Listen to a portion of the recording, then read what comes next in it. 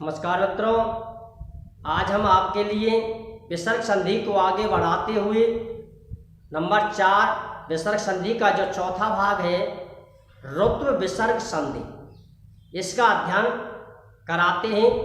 विसर्ग को रे वर्ण में बदलना रुत्व विसर्ग संधि कहलाता। विसर्ग को रे वर्ण में बदलना रुत्व विसर्ग संधि कहलाती है।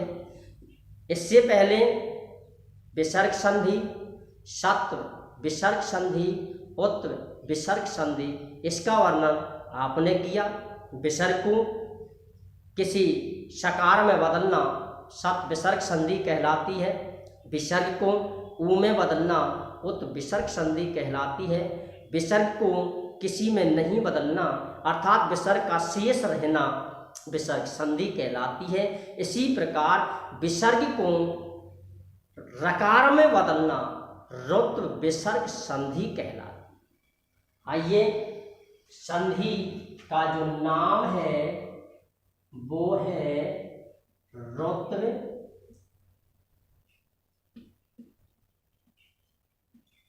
विसर्ग संधि।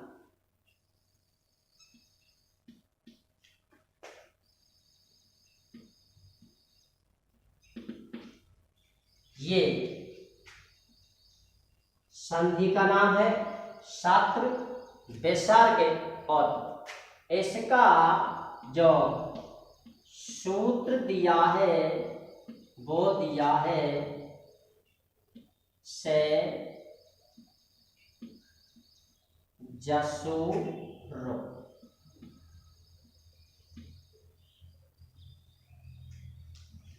यानी परिभाषा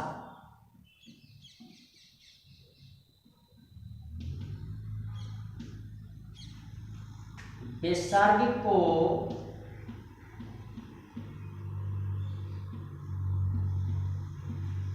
रकार में बदलना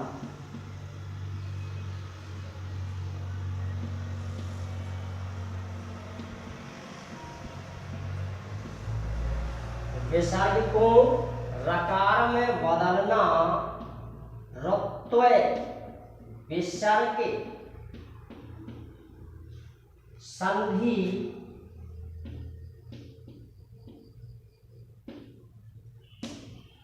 होती है।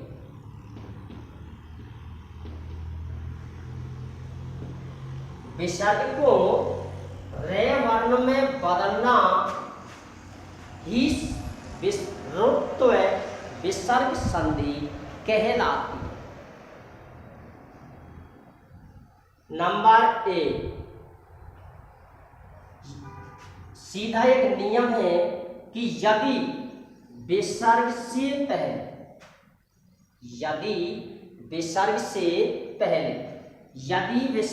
पहले ए वर्ण हो, यदि विसर्ग से पहले, मैं वहां लिखता हूं, यदि विसर्ग से पहले, किससे पहले?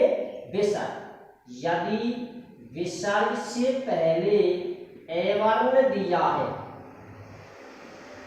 तो वहां संधि होती है। ये सीधी पहचान है। यदि विसर्ग से पहले आकार दिया हो तो वह संधि होती है।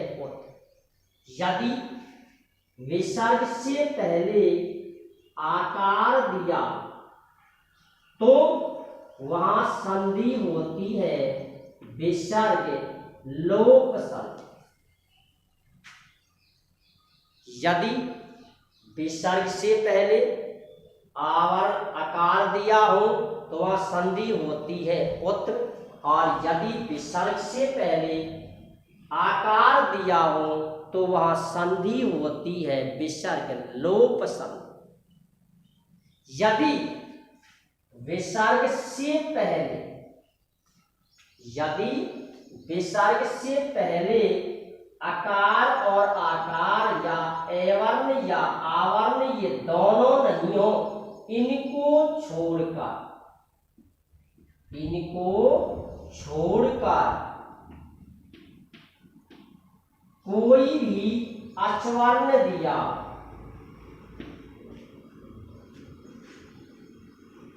ए और आ, आकार और आकार, आकार और आकार इन दोनों ही वर्णों को छोड़कर यदि कोई अन्य अचवर्ण दिया हो तो वहां संधि होती है रुत्व विसर्ग संधि। विसर्ग से पहले ए और आवर्ण को छोड़कर यदि कोई भी अचवर्ण दिया है और विसर्ग के बाद कोई भी असवर्ण दिया हो तो वहाँ रुत्व विसर्ग संधि होती है। विसर्ग को हम रे वर्ण में बदल देते, ये इसका सीधा नियम। दूसरा तरीका, यदि विसर्ग से पहले ए हो या आ हो लेकिन विसर्ग के बाद किसी भी वर्ग का पहला दूसरा से ये वर्ण नहीं होने चाहिए। यदि ये वर्ण दिए हों तो ये हमारी पहली संधि है, क्योंकि पाणिनि जी ने जिस समय व्याकरण लिखी थी उस समय व्याकरण लिखते हुए उनके दिमाग में, उनके मस्तिष्क में एक विचार उत्पन्न हुआ और वो विचार ये था कि आज मैं इस व्याकरण शास्त्र के अष्टाध्यायी शास्त्र की रचना कर रहा हूँ, लेकिन मेरे बाद जो भी जीव उत्पन्न होंगे वे जीव इसमें किसी न किसी प्रकार की कोई कमी अवश्य ढूंढेंगे। ये प्रकृति का नियम है। मनुष्य, प्रत्येक मनुष्य में कुछ ना कुछ कमी अवश्य देखता है, अपनी कमी को उजागर नहीं करता है और दूसरे व्यक्ति की कमी को उजागर करता है। इसलिए पाणिनि जी ने अष्टाध्यायी के जब हम आगे जाते हैं, 7वें अध्याय तक जब हम पहुंचते हैं तो उसमें एक सूत्र उन्होंने लिखा कि सपात त्रे, अर्थात जो नियम मैंने लिखा है, जो नियम मैंने पहले लिख दिया है वही नियम मान्य किया जाएगा। उसमें कोई भी व्यक्ति यदि चाहता है, उसमें यदि कोई व्यक्ति उसमें चाहता है तो उसमें कुछ अपना सुझाव दे सकता है, लेकिन जो व्याकरण लिखी हुई है उसी के नियम के अनुसार व्याकरण का अध्ययन किया जाए। क्रम से, जिस क्रम से व्याकरण शास्त्र लिखा हुआ है, अष्टाध्यायी का निर्माण पाणिनि जी ने जिस क्रम से किया, 1 2 3 4 5 6 7 8 अध्याय, 8 अध्यायों वाली संहिता को हम अष्टाध्यायी संहिता कहते हैं या अष्टाध्यायी ग्रंथ कहते हैं या अष्टाध्यायी व्याकरण शास्त्र कहते हैं। इसलिए सत्र संधि पहली संधि है। इसके बाद चाहे ये जो पहचान है ये किसी पुस्तक की पहचान नहीं है, ये किसी विद्वान की पहचान नहीं है, पहचान हमारी और आपकी है। पहचानने के तरीके हैं, यदि विसर्ग से पहले ए वर्ण दिया हो तो विसर्ग को ओ में बदल देते हैं, जो पहले ऊ में बदलता है, फिर आदिगुण शुद्ध से ओ में बदल जाता है, जिसका वर्णन उत्तर संधि में किया। संधि होती है उत्तर। यदि विसर्ग से पहले आवर्ण दिया हो तो वहाँ हम विसर्ग का लोप कर देते हैं, और यदि विसर्ग से पहले ए और आ दोनों ही वर्ण नहीं हो तो वहाँ विसर्ग को रकार में बदल देते हैं, वहाँ संधि बन जाती है रुत्व। लेकिन इसके बाद किसी भी वर्ग का पहला और दूसरा वर्ण नहीं होना चाहिए, अर्थात तै थे, चे छे, ते थे, के और पे, से ये वर्ण नहीं होने चाहिए। यदि बाद में ये वर्ण दिए हो तो वहाँ ना तो उत विसर्ग संधि होती है, ना ही लोप विसर्ग संधि होती है, और ना ही रुत विसर्ग संधि होती है वहां या तो सत्व विसर्ग संधि होगी या फिर विसर्ग संधि होगी। आइए, विसर्ग को रे वर्ण में बदलना रुत विसर्ग संधि होती है। नियम ए या आ को छोड़कर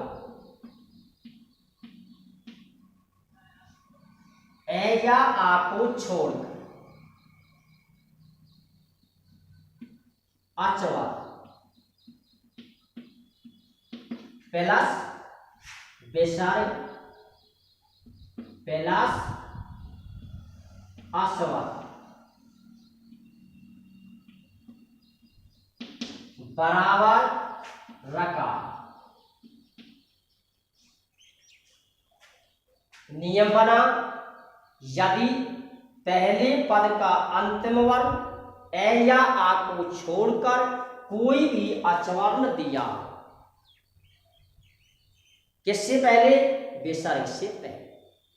इसमें दो प्लस के निशान है, लेकिन ये जो प्लस का निशान है ये इसके भाव को दर्शाता है, इसलिए मैंने इसका उपयोग किया है। असली जो प्लस का निशान है वो तो ये प्लस का निशान है।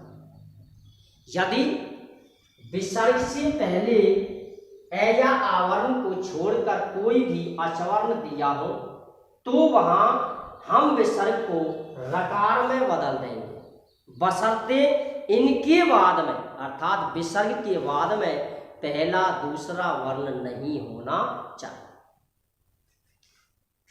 असली जो पहचान है वो कौन से वर्ण मिलते हैं? अस्वर्ण। अस्वर्ण याद रहे या ना रहे, आपको एक ही बात का विशेष ध्यान रखना है कि विसर्ग से पहले ए या आ वर्ण नहीं हो तो हम विसर्ग को रे वर्ण में बदल देते हैं, अर्थात रकार में बदल देते हैं। परंतु विसर्ग के बाद ते थे छे छे टे ठे के और पे अर्थात पहला और दूसरा वर्ण नहीं हो तो वहां हमें अस्वर्ण को भी याद करने की आवश्यकता नहीं।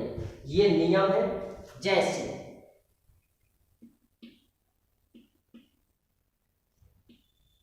जैसे मती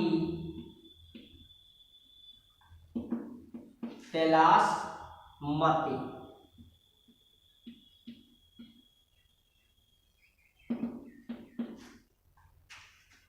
दयो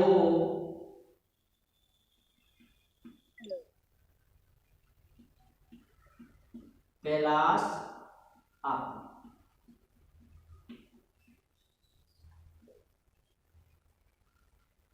भूमि कैलाश इयम, कभी कैलाश आयम। ये उदाहरण है, चार उदाहरण है आपके सामने। चारों ही उदाहरणों में जो पहला पद है उसका अंतिम वर्ण है विसर्ग। पहला जो पद है इसका अंतिम वर्ण है विसर्ग, और विसर्ग से पहले, किससे पहले? विसर्ग से पहले। विसर्ग से पहले ए और आ ये दोनों ही वर्ण नहीं है। दयो में जो मात्रा लगी हुई है वो ओ वर्ण की लगी हुई है, इसमें ई वर्ण की मात्रा लगी है, इसमें ए वर्ण की मात्रा लगी, इसलिए यहां संधि हुई कौन सी? रुत होने के कारण हम विसर्ग को रे वर्ण में बदल देंगे, परंतु इसके बाद किसी वर्ग का पहला और दूसरा वर्ण नहीं होना चाहिए। पहले देखते हैं कि कहीं इसके बाद पहला और दूसरा वर्ण तो नहीं, कहीं पर भी नहीं है। तीनों ही उदाहरणों में अचवर्ण है। पहले उदाहरण में जो दूसरे पद का जो पहला वर्ण है वो है मका, पहला वर्ण नहीं है। इसलिए विसर्ग को यहाँ रे वर्ण में बदलते हैं और इनका रूप बनता है मति।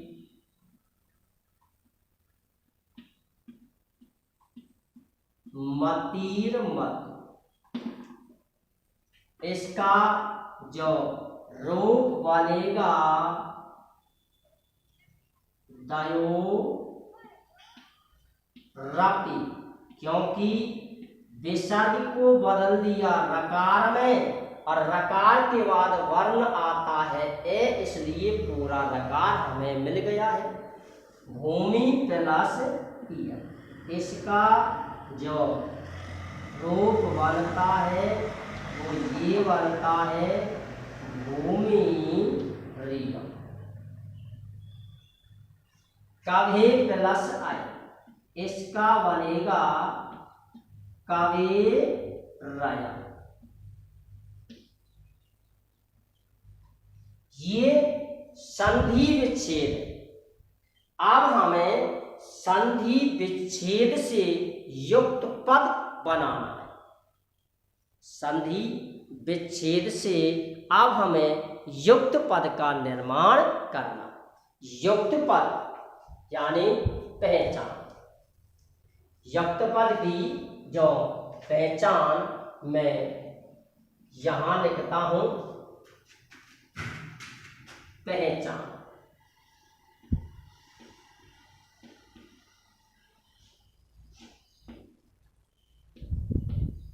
रेवर्ण।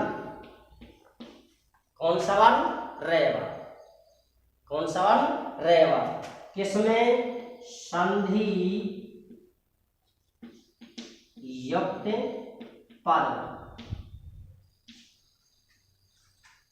यदि संधि युक्त पद में आपको कहीं पर भी रेवर्ण मिलता है तो वहां संधि होती है रुत्व विसर्ग संधि, और रेवर्ण को हम विसर्ग में बदल देते। इस प्रकार से हम इस रुत्व संधि की जो संधि युक्त पद है उसकी हम पहचान कर सकते हैं। देखिए, यथा, जैसे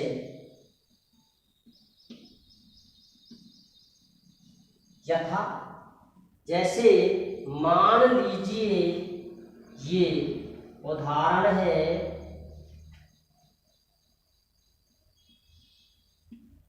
गतिर्भवति।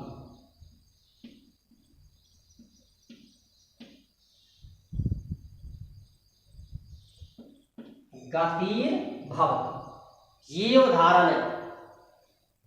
आगे भी इसके उदाहरण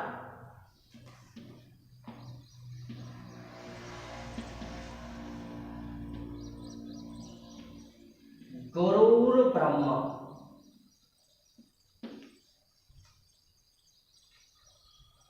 इन दोनों ही उदाहरणों में आपको रेवर्ण मिला है, और रेवर्ण यदि मिलता है तो वह संधि होती है रुत्व विसर्ग से। विसर्ग को विच्छेद करते समय हमें विच्छेद करते समय रेवर्ण को हमें विसर्ग में बदलना है और कोई भी परिवर्तन नहीं करना है। जैसे गति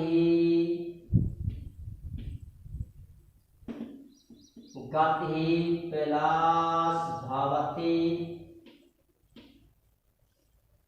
इसका बनेगा गुरु प्लस ब्रह्म। इस प्रकार से हम इस ऋतु विसर्ग संधि का अध्ययन करते हैं। संधि युक्त पद में जो पहचान यहाँ लिखी हुई है, संधि युक्त पद में यदि आपको रेवर्ण मिलता है या रकार मिलता है तो वहाँ संधि का नाम लिखना है रुत्व विसर्ग संधि, और जब हम उसका विच्छेद करते हैं तो उस रेवर्ण को विसर्ग में बदलकर उसका विच्छेद कर सकते हैं। इस प्रकार से ये संधि रुत्व संधि का उदाहरण है, नियम है, पहचान है, परिवार। फिर से एक बार फिर से सुने। विसर्ग को रे वर्ण में बदलना रुत्व विसर्ग संधि कहलाती है। ए या आ को छोड़कर यदि कोई भी अचवर्ण दिया हो और उसके बाद यदि कोई भी अस्वर्ण दिया हो तो वहां विसर्ग को रे वर्ण में बदल देते। विसर्ग से पहले यदि ए वर्ण दिया हो तो वहां उत्व संधि होती है। विसर्ग से पहले यदि आवर्ण दिया हो तो वहां विसर्ग लोप संधि होती है। और विसर्ग से पहले ए और आ इनको छोड़कर कोई भी अस्वर्ण दिया हो तो वहां रुत्व विसर्ग संधि होती। इस प्रकार से ये जो संधि है वो रुत्व संधि का नियम है। इस प्रकार से हम इस संधि की पहचान कर सकते हैं। और भी कोई भी उदाहरण यदि आप लेना चाहते हैं तो किसी भी प्रकार का कोई उदाहरण ले सकते हैं। यदि रे वर्ण तुम्हें मिलता है तो उसे विच्छेद करते समय हमें उसको विसर्ग में बदलना है। किसमें बदलना है? विसर्ग में बदलना है। इस प्रकार से हम उसका संधि विच्छेद अर्थात युक्त पद का संधि विच्छेद बड़े ही आसान तरीके से कर सकते हैं। इस प्रकार से रुत्व जो संधि है अर्थात विसर्ग संधि का भाग नंबर 4 हमने आपके लिए प्रस्तुत किया।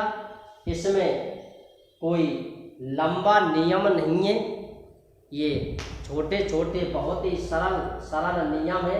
इसमें बहुत ही सरल आसान तरीके से आपके द्वारा आपके लिए दिया गया है। विसर्ग को ऊ में बदलना उत्व विसर्ग संधि कहलाती है। विसर्ग को रकार में बदलना या रे वर्ण में बदलना रुत्व विसर्ग संधि कहलाती है। विसर्ग को शकार में बदलना सत्व विसर्ग संधि कहलाती है। इसके बाद अगली जो संधि हम आपके लिए कराएंगे उसका नाम है विसर्ग लोप संधि। जहाँ विसर्ग का लोप हो जाता है वहाँ विसर्ग लोप संधि होती है। इसी प्रकार आज हम इस संधि को इसी स्थान पर समाप्त करते हैं। जय हिंद, जय भारत।